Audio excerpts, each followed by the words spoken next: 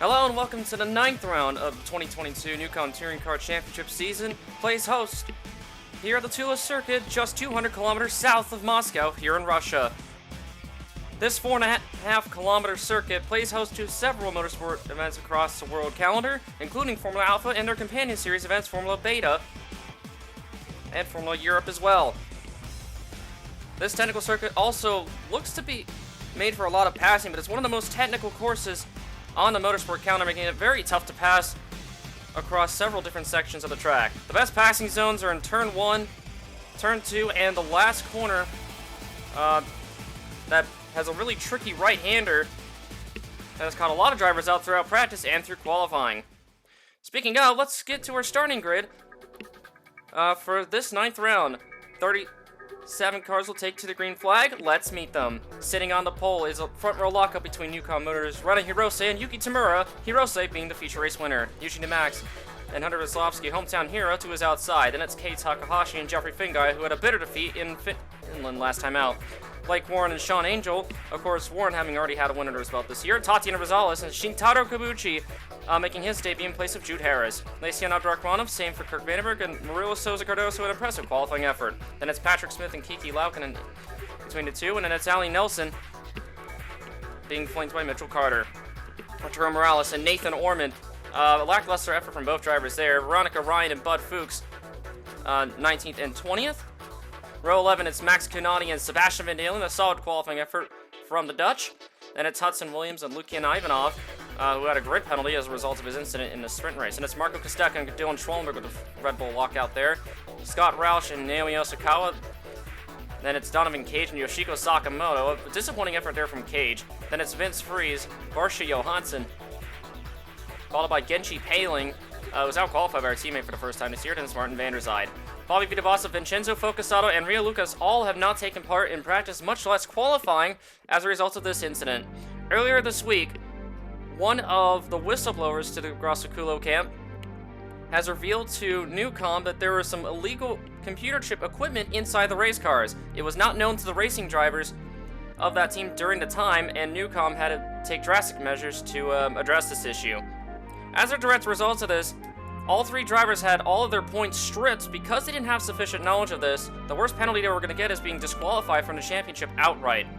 But in a negotiation and out of protest, the Scuderia Grossaculo group has protested by not participating in practice and qualifying, which is why they find themselves at the back of the field today. In fact, there is some tape hastily run over the side and the hood of those cars as we look at the new Drivers' Championship as a result of this penalty.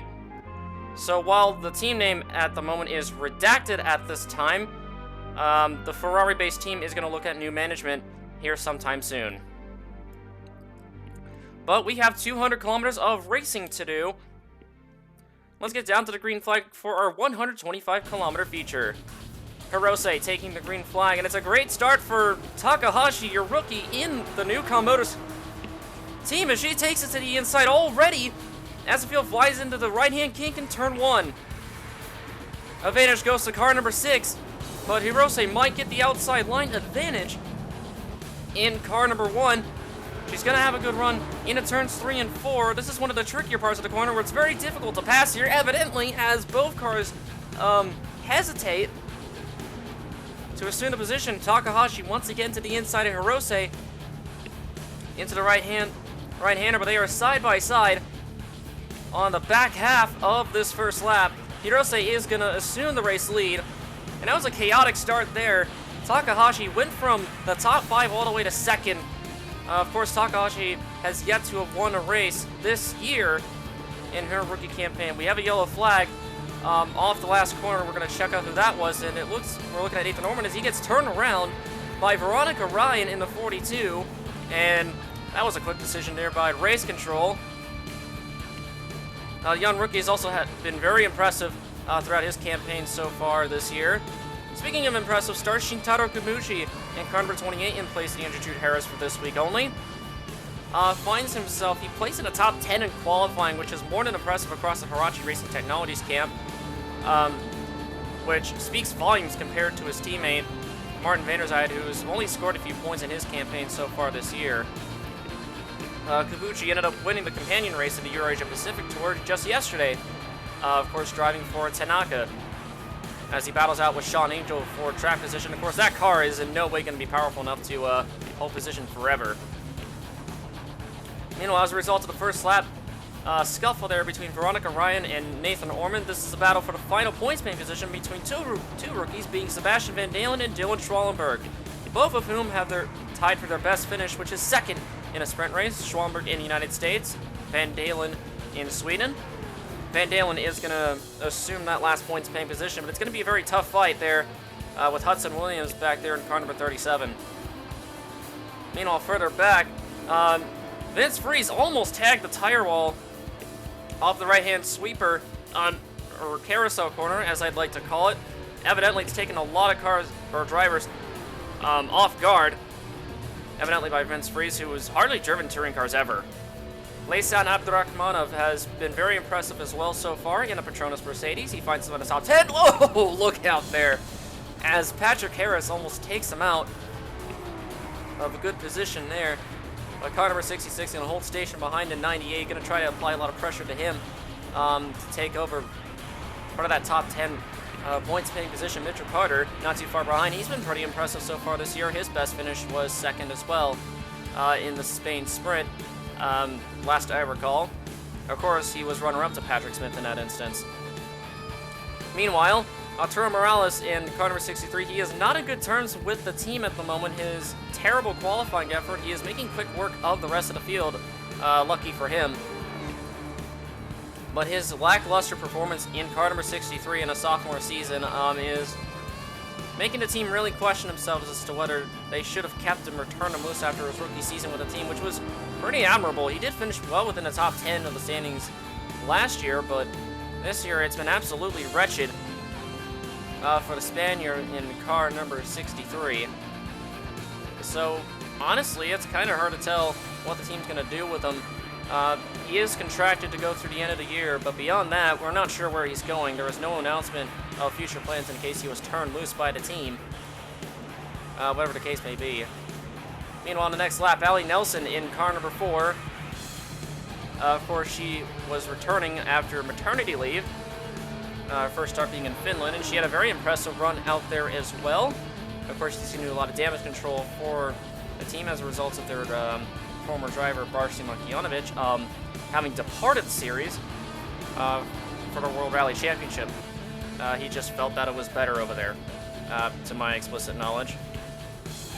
Whatever the case may be, Nelson showing she has not really skipped a beat in her driving ability in car number 4. She was the reserve driver while on maternity leave, as we had one car off the track. That's Patrick Smith! Patrick Smith in car 66 in trouble.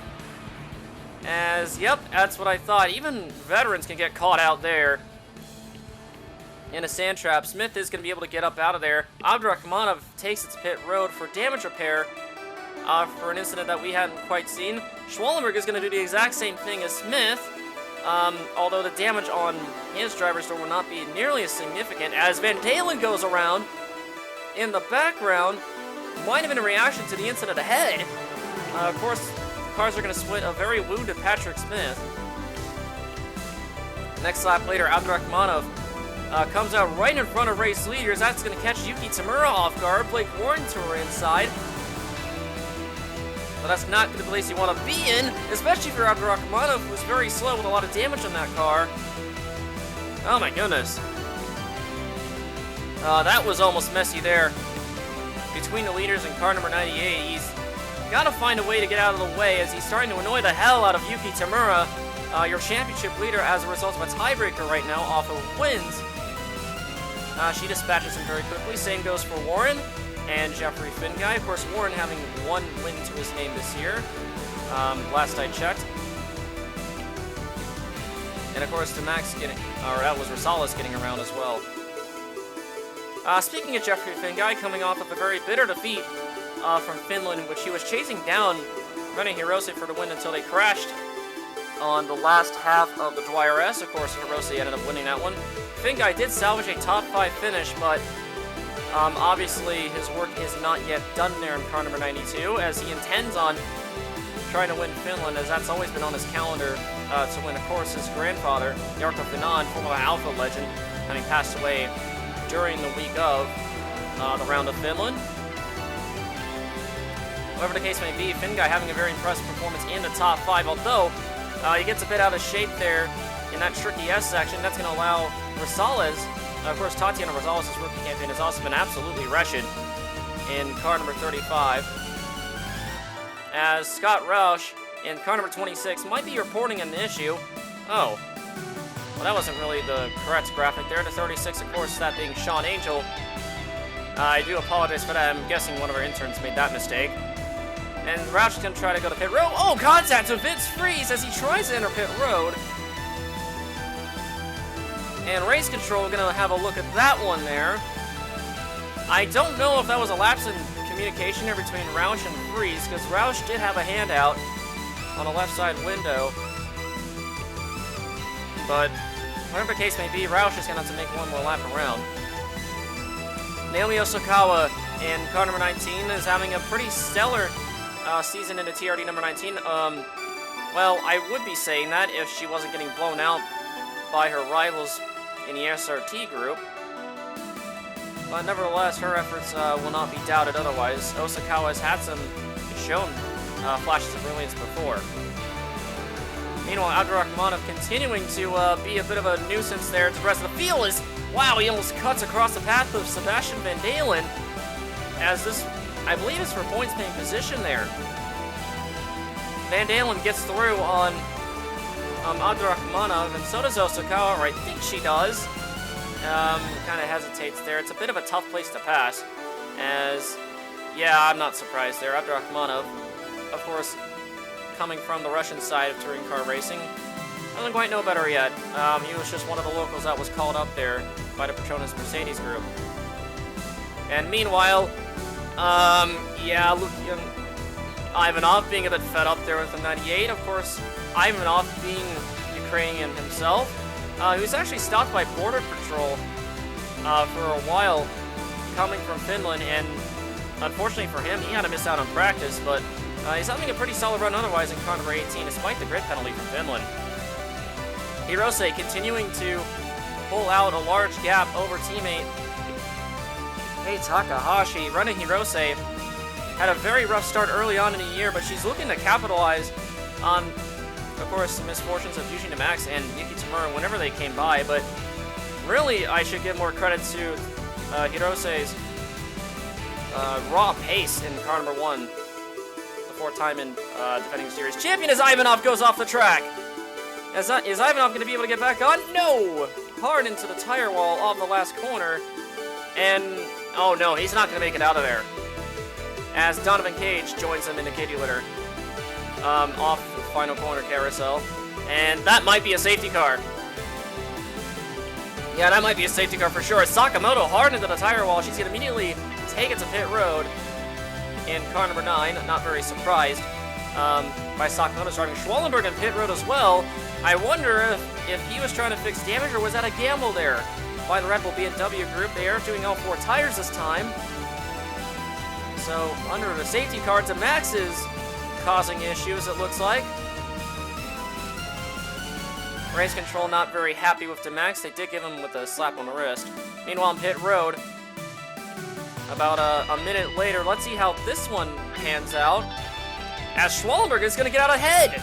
And I think that's going to put car number 16 in the lead.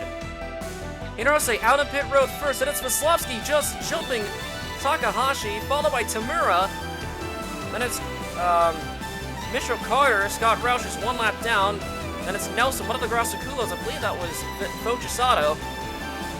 Demax, Angel, and the rest of the field filing out. Horrible pit stop for Jeffrey Finguy in the 92. And a horrible stop for Nathan Ormond as well. So Dylan Schwallenberg, I think, has made a deal with the devil. Oh, what do we got going on here? Big stack up there from starting with Eugene DeMax. I'm not sure what this is all about. It looks like they're having a bit of a dispute there with Naomi Osakawa, who is going by car number 23, as he's still causing problems with the rest of the field behind him. I have no idea what the problem with car number 23 is, but they better sort that out right now. Angel to his inside. Contact between Angel and the 42. As things are getting a bit hairy here. Oh, there he goes. Demax going around. What on earth was going on there? Osakawa taking it to pit road. Same as Bud Fuchs, but Veronica Ryan getting the worst of it. Same with Sebastian Van Dalen, who's just an innocent bystander. I'm at a loss of words on that one. I don't understand it. I don't know how this could have all happened or transpired like that at once. Everyone just kind of bunching themselves up because they have no idea what's going on. We were about to go green, but I don't get it. Van Dalen with damage, Ryan with damage, and wow, okay. Race control not happy with several drivers from that instance, but I'm sure that the 23 had a big part in that. Whatever the case may be. And I'm sure race control is a bit fed up with Demax's antics, as he's caused a lot of them throughout this year. As...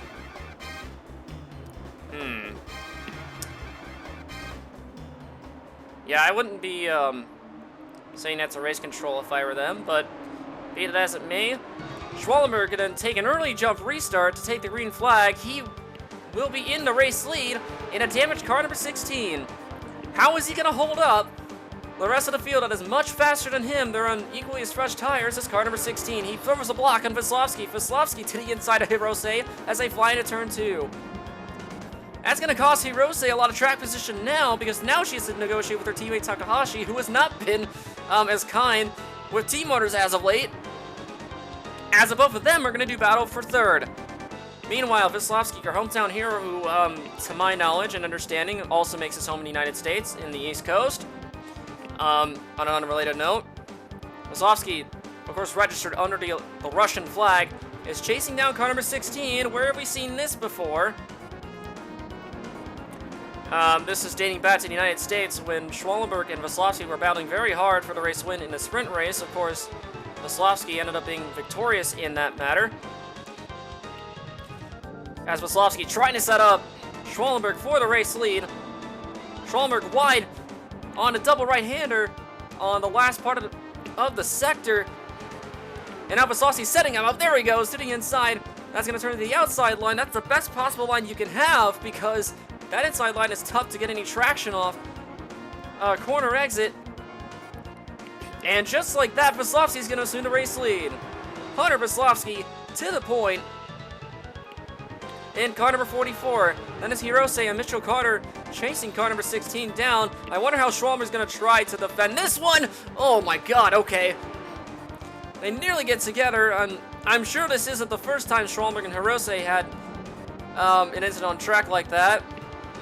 Of course, I'm saying that now because Hirose did swipe across Schwallenberg in Spain for the sprint race, and Schwallenberg really beginning to annoy everyone else, and race control had about enough of that.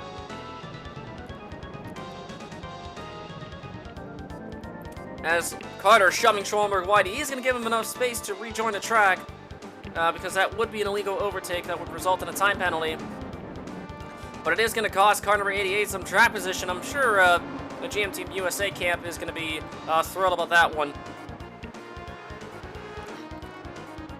Whatever the case may be there. Vince Freeze in car number 41 had a fantastic pit stop under the safety car and finds himself well within the points in car number 41. Now, Freeze has never scored points before this year, so it would be all the more impressive if Freeze can actually score some points this year.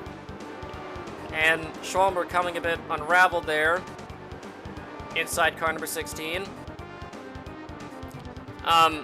Obviously, it was a gamble, and it's not really paid off too much so far, but if he's able to hold position, it'll be some big points there for car number 16. He does sit 20th in the standings after the penalty that the Ferraris got. Of course, Vito Boss being ahead. Contact between Finguy and Morel Sosa Cardoso, both cars off the track. Are they going to be able to get off the wall? No, they don't. Bigger hit there for the 48.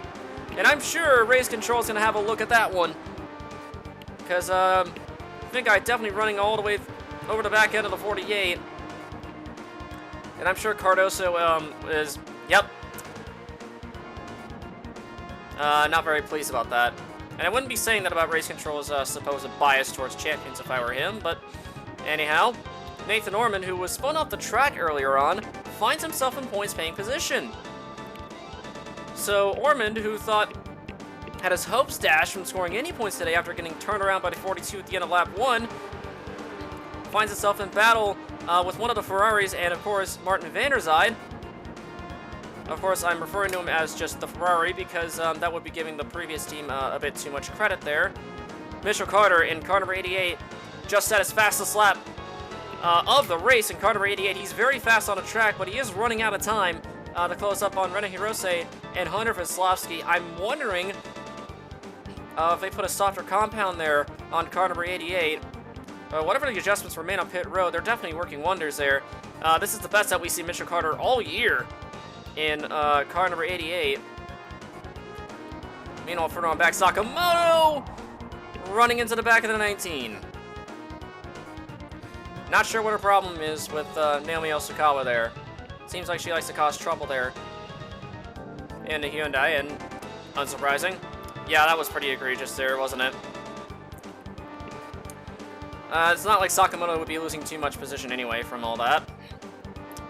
Schallenberg finds himself in about 7th or 8th place at the moment. He is still, or no, he is well outside the top 10. In fact, I see Vince Friese back there with Kiki Laukkanen.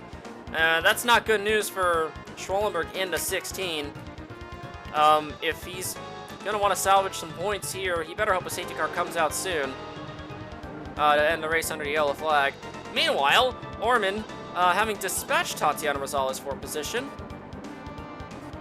Great pass there for car number 3. This will put him in good position for the sprint race as van der Zyde going wide out of the second right-hander. Ormond not in a very good position though to get by him. He's going to have to clear him before the carousel, which he's not going to be able to do. That lack of traction there off the exit is going to cost Ormond significantly as van der Zyde and Rosales clean around the outside of car number 3 as Rosales setting it to the inside of van der Zyde to get out of the Mazda train that van der Zyde's causing. The Sint Maarten native, of course. Oh, as Ormond getting through on van der Zyde as well. Did he use Rosales as a reference? Pretty impressive otherwise. Finn Guy also dispatching car number 29. A bit of a palindrome to his car number, but I digress. Rio Lucas in the 03 car having a very good points day despite having started dead last. And off the track he goes. As I say that, Vince Friese has joined him and Friese is hard into the wall. Talk about not catching a break in the case of Vince Friese is, oh no. Yeah, that's going to be a safety car for sure. We are getting to 2 laps to go. And Hunter Veslowski, this is exactly what he wanted to see in car number 44. He was losing touch with the 2 cars behind him. He had a massive gap when he dispatched Schallenberg for the lead. Now, Schallenberg did battle with Hirose and Carter, but coming to the yellow and white flag, Veslowski, in front of his home crowd, is going to win the feature. Hunter Veslowski, his first win since the United States. We all wondered whether he was going to go to victory lane again, this time in his home race. Veslowski takes the checkered flag at a measly 100 kilometers per hour. As, Finn Guy getting a time penalty for that contact with the 48. That'll cost him. Hirose and Carter will round out your podium. Of course, Carter getting the fastest lap. Then it's Kei Takahashi in 4th. Ali Nelson rounding out your top 5. Yuki Tamura, Vincenzo Focesato, Sean Angel, Blake Warren, and Fabio Vitabassa getting your top 10. Give a hand to the Ferrari guys, making the most of a bad situation. Kiki Laukkanen, Max Kanani, Tatiana Rosales, Eugene Max, not a very good finish for car number 23. Of course, he's going to have to meet with race control here soon. Rio Lucas running out your top 15. Then it's Nathan Ormond. Martin van der Zyde had a great run for him today. Genji Paling in a 99, outclassing your teammate as usual.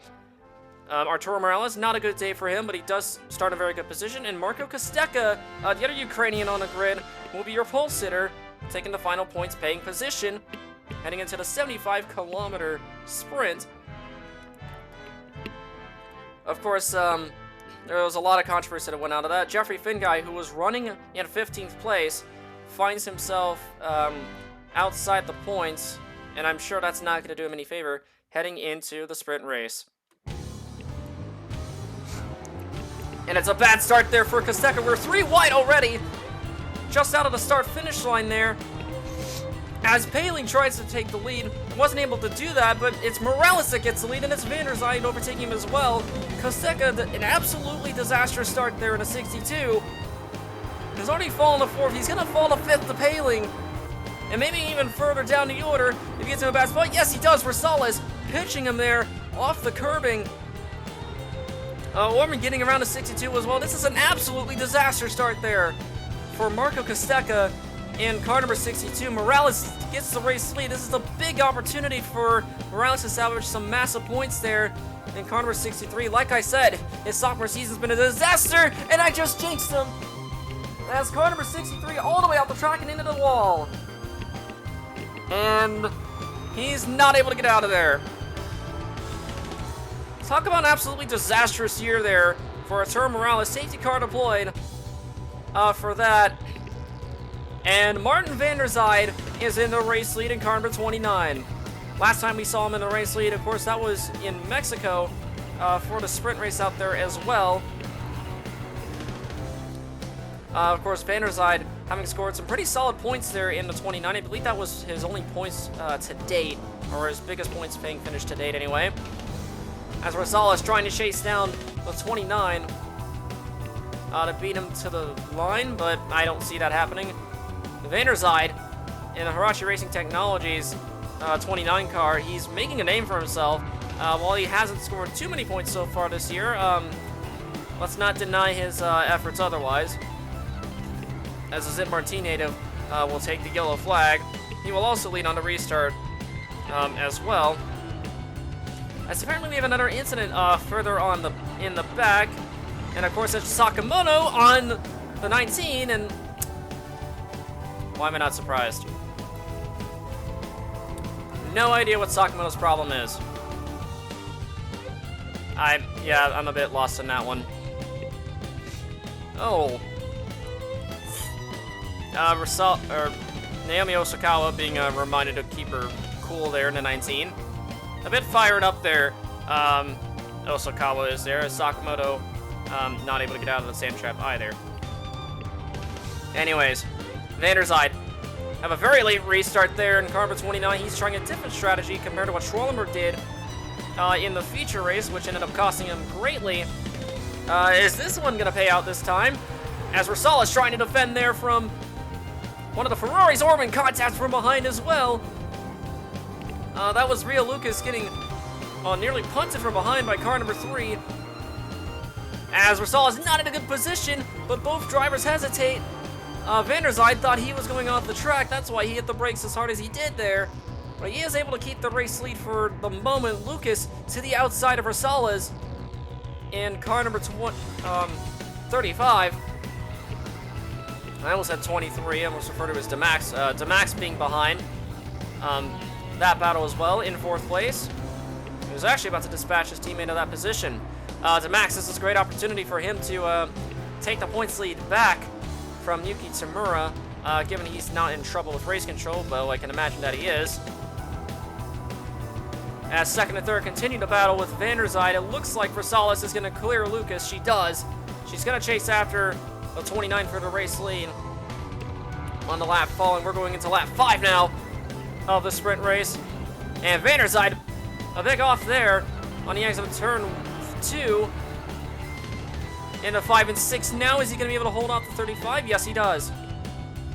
Martin Van der Zijde fighting for all he's worth there in the 29, trying to salvage massive points for the Hirachi Racing Technologies group that has been in a bit of a death spiral over the last several years. We genuinely thought this team wasn't going to exist this year. Of course, that was before Mazda completely backed them up entirely.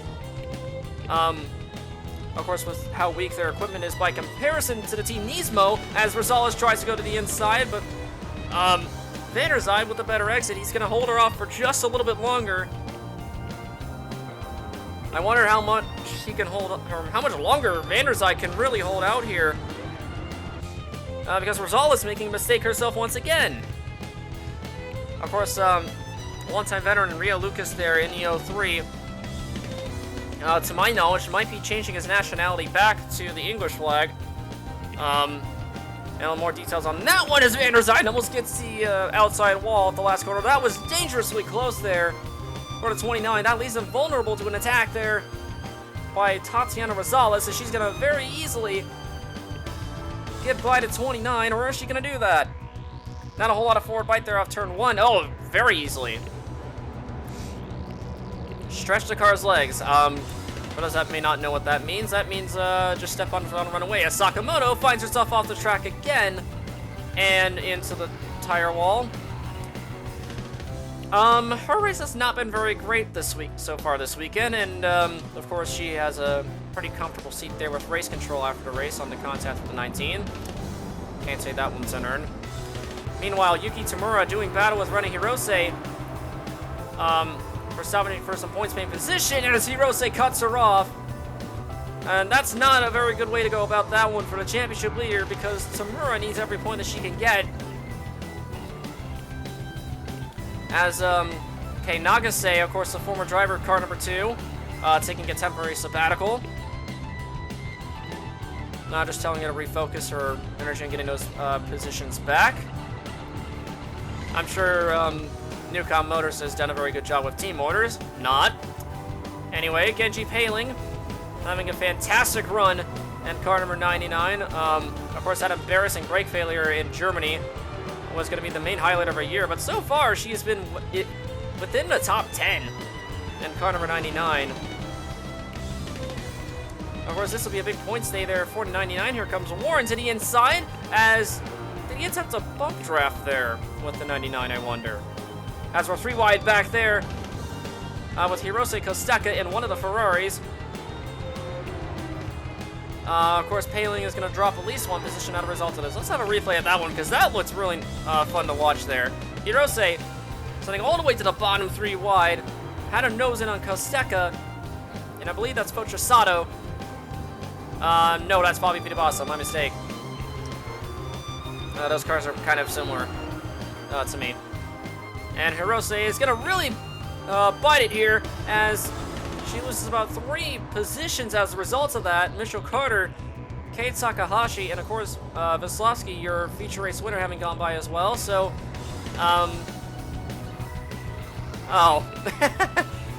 well, when you're a multi-time series champion, you're going to have that kind of ego about you, aren't you?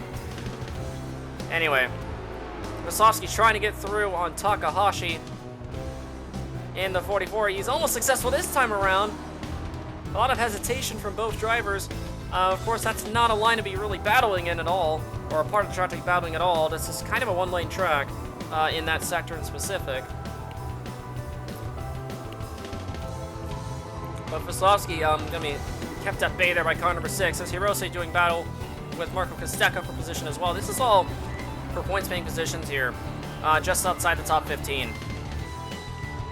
So, of course, they're all fighting for what they're worth to salvage some really good points here today. Speaking of that battle with Kosteka and Hirose, of course, Kosteka being the auto driver to have been held up by Border Patrol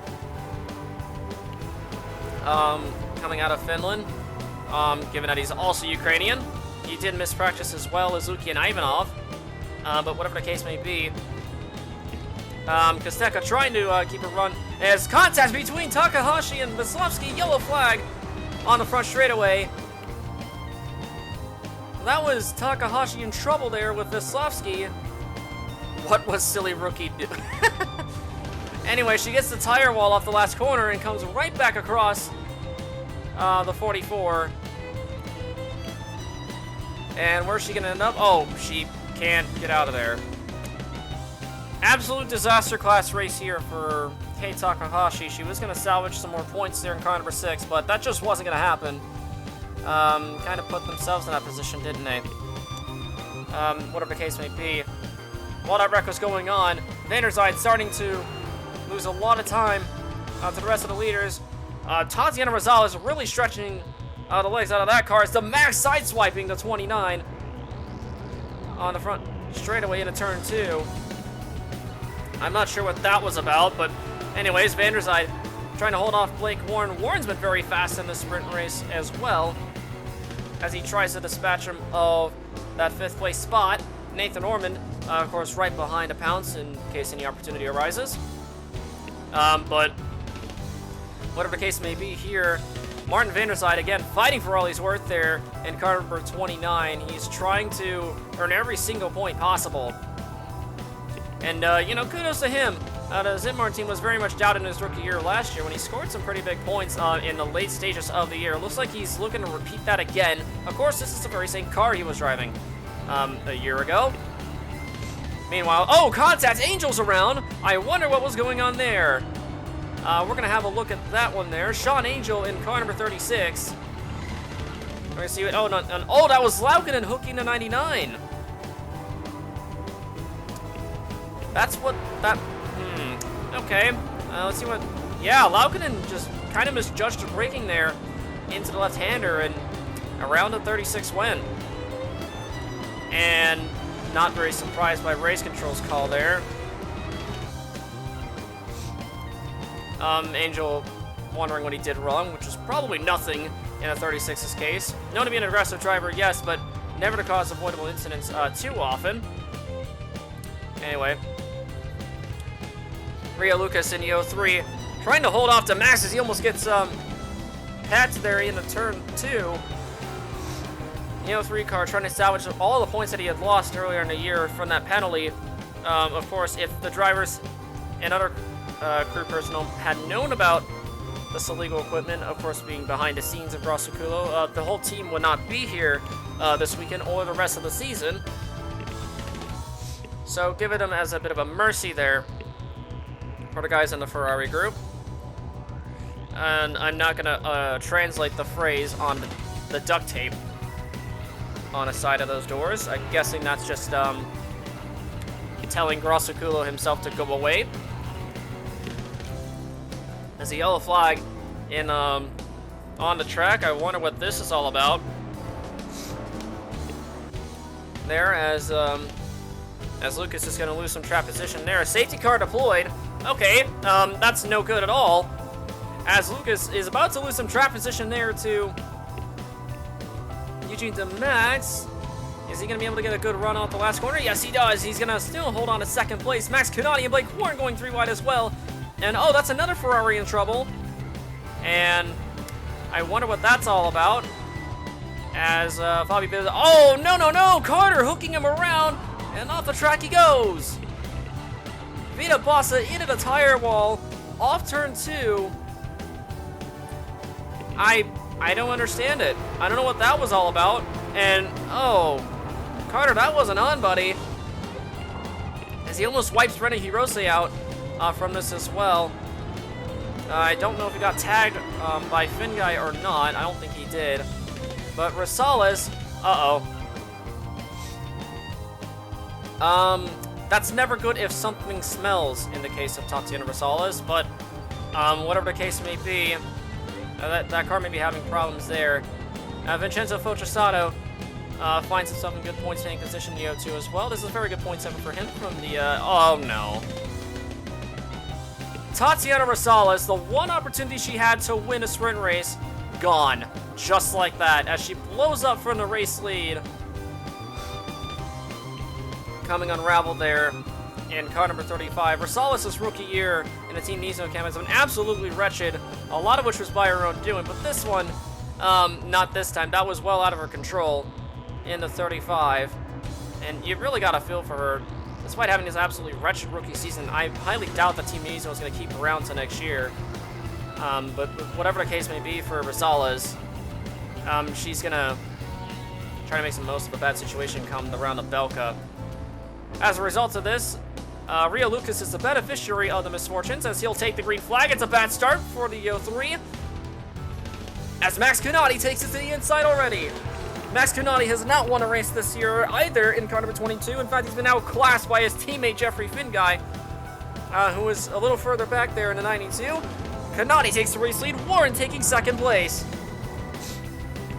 Lucas coming a bit unraveled on this restart. As Demax trying to dispatch the 03 for position as well. Demax trying to, as he bumps the 03 out of the S-curve there. Demax not wasting any time, trying to make the most of a bad situation there in the 23. We don't even know what's going to happen to him come Belka. But whatever the case may be here, for Eugene Demax, he's going to try to find a way to get around Lucas for third. This is big points for him if he wants to take the points lead from Yuki Tamura. But that 2 car is only just looking a bit further back there. Of course, there's only 2 Neucom cars within the points paying position. Of course, Takahashi having taken herself out of the contention for that, as Warren about to do battle with Rio Lucas, with just a handful of laps to go. And there he goes. He tries to pick at him at the inside. That would have been a great opportunity for Warren, but he would have to go around the other side to get the race lead from him. So we might have an intense battle here for the race win for this sprint race here as well. As the Max to the inside of the 03, as Lucas able to hold on around the outside off the last corner, but battle ahead for the race lead. Blake Warren, who's already have 1 win to his name this year, and Max Kunati in the 22. As both drivers do battle for the race lead, into turn 2 they go. Kunati, the second driver to the Ford Racing Australia group, of course coming out of Australia, and both drivers hesitate there off the S-curve. That's going to allow Lucas to mount a charge as well, but he's way too far back to really mount a challenge at all, as Warren takes the race lead. Blake Warren, once again, having already won a race this year, that being in Sweden earlier on. This was round 7. That was a great pass there from car number 8. He was able to get the race lead. The GM Team USA leader, of course, showing the young guns how it's done here today, as there's contact between Osakawa and the 48, Morella Sousa Cardoso, the no good, very bad weekend. Terrible, no good, very bad weekend. There we go. That's the correct phrasing to go by, as... yeah, I'm not very surprised there by race control. They were fed up with Osakawa's attitude there by taking other drivers out. Dylan Schwellenberg finds himself in points-paying position. Of course, Mitchell Carter's time penalty is going to help promote him another position. As a result of that, white flag is out. 1 more lap to go for Blake Warren. Just figured I'd highlight Schwellenberg here, as he is going to score some points here today. But Blake Warren, ever since he got around car number 22, he has not looked back in car number 8 as he rounds the final carousel 1 more time. Blake Warren, car number 8, representing the United States and GM Team USA, is going to win once again here at the Tula circuit for the round of Russia. The Russia sprint winner, Blake Warren, heads to victory lane once again. Kunati will have to settle for second. Eugene Demax, a great podium finish for car number 23, but we'll see what race control says of that after whatever happened under the safety car in the feature. Nathan Ormond and Rio Lucas running our top 5. This is a very good run for Ormond there, the rookie. Rene Hirose and Yuki Tamura, the 2 Neucoms. Of course, Tamura is going to still be able to get the points lead out of this one. Ali Nelson, Martin van der Zijde, 8th and 9th. A good run for van der Zijde. And Kiki Laukkanen, your top 10.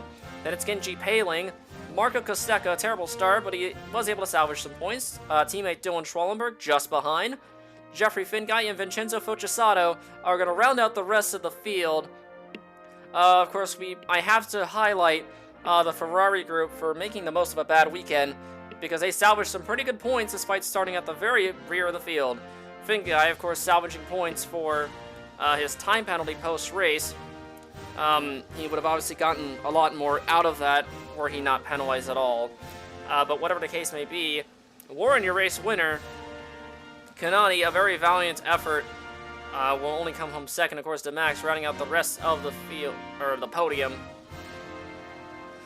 It was a very good day across the board there for Team Nismo, save for Tatiana Rosales and Patrick Smith. As we look at our championship standings, Yuki Tamura by 4 points is going to gap over Eugene Demax. Of course, we'll see what the penalty is after this one. Rene Hirose, very slowly, creeping up very quickly there. Of course, that was a about self-contradictory, but whatever the case may be, Blake Warren, his victory will propel him to 4th, and Kei Takahashi, your top 5. Then it's Hunter Veslowski. His victory today has propelled him to 6th. Patrick Smith drops to 7th, Nathan Ormond in 8th. Mitchell Carter and Jeffrey Finguy rounding out your top 10. Teammate Max Canati in 11th, his second place points finish will not go uncredited here. Kiki Laganen and, of course, former teammate Marcy Markjanovic is, of course, going to keep the points that he's earned here. Then it's Kirk Vandenberg, who is sat out for today, recovering from his injuries from Finland. Tatiana Rosales, a wretched rookie points campaign so far. And then Sean Angel, Arturo Morales, another wretched year for him. Marco Costeca tied with Scott Roush there for 18th place, but of course, Roush should be able to break that tiebreaker with a feature race win himself. And Dylan Schwallenberg, having salvaged some points there for today, is able to remain in the top 20 points-winning position in car number 16, making the most of a rather bad situation there for the young American. Of course, the Neucom Touring Car Championship will head back west to play host over in Belka at the streets of Dinsmark.